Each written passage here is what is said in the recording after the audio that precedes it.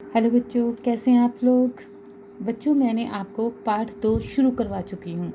शब्द भंडार में मैंने सबसे पहले आपको पर्यायवाची और विलोम शब्द के बारे में बताया था। पर्यायवाची विलोम शब्द अच्छे से आपने किया होगा और आशा आपने अपना वर्क भी नोटबुक में कर लिया होगा।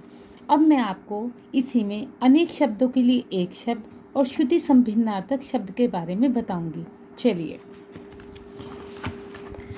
अब अनेक शब्दों के लिए एक शब्द क्या होता है, यानी हम एक पूरा वाक्य बोलते हैं और उसको एक छोटा रूप दे देते हैं कि भाई वो पूरा वाक्य ना बोलकर एक छोटा सा रूप में उसको बता दें और वो आगे वाला व्यक्ति समझ जाए हाँ इसने क्या कहा है, तो वो ही अनेक शब्दों के लिए एक शब्द कहलाता है। इसको और अच्छे से समझने के लिए चलिए, वाक्यांशों या अनेक शब्दों के लिए कभी कभी एक शब्द का प्रयोग भी किया जाता है। इसे अनेक शब्दों के लिए एक शब्द कहा जाता है। और आपको पता है, इन वाक्यांशों को बोलते हुए शुद्ध उच्चारण और अच्छे से बोलना बहुत ज़रूरी है, क्योंकि इससे हमारे जो भाषा की सुंदरता बढ़ती है। अब वाक्यांशों के लिए एक शब्द में कुछ उदाहरण दिए हैं, वो पढ़ लीजिए। अब देखो, हम कभी कभी कहते हैं जो किसी का पक्ष ना ले, तो इतना बड़ा वाक्य ना बोलकर हम उसको कह देते हैं ये तो निष्पक्ष है। तो इसको कहते हैं कि पूरे वाक्य के लिए एक शब्द बोल देना ही अनेक शब्दों के लिए एक शब्द कहलाता है। ऐसे कई उदाहरण हैं जो ऊपर कहा गया हो। उपयुक्त, बीमार का इलाज करने वाला चिकित्सक। अब हम कहीं डॉक्टर के जाते हैं तो हम ये थोड़ी ना कहते हैं भाई कहाँ जा रहे हो, बीमार हूँ, बीमार का इलाज कराने वाले के पास जा रहा हूँ।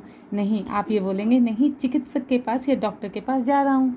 तो ये शब्द ही अनेक शब्दों के लिए एक शब्द इस्तेमाल किया जाता है, जो आज के युग का हो आधुनिक, जिसके समान दूसरा ना हो अद्वितीय, जिसकी उपमा न दी जा सके अनुपम, जिसका कोई अंत ना हो अनंत, जो दिखाई न दे अदृश्य, कम जानने वाला अल्पज्ञ, जो अपनी ओर खींचे आकर्षक, जो काम से जी चुराए कामचोर, जिसकी तुलना न हो सके अतुलनीय, साथ पढ़ने वाला सहपाठी, दूसरे देश को सामान भेजना निर्यात, जो प्रशंसा के योग्य है प्रशंसनीय, इतिहास से संबंधित ऐतिहासिक, हाथ की कारीगरी हस्तशिल्प, दूसरे देश से सामान मंगाना आयात, सब कुछ जानने वाला सर्वज्ञ और दूर की सोचने वाला दूरदर्शी।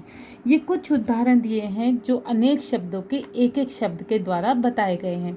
बच्चों, आप इन्हें अच्छे से ध्यान से पढ़ना। ये थे हमारे अनेक शब्दों के लिए एक शब्द या वाक्यांशों के लिए एक शब्द। अब मैं आपको बताऊंगी श्रुति संभिन्नार्थक शब्द। अब श्रुति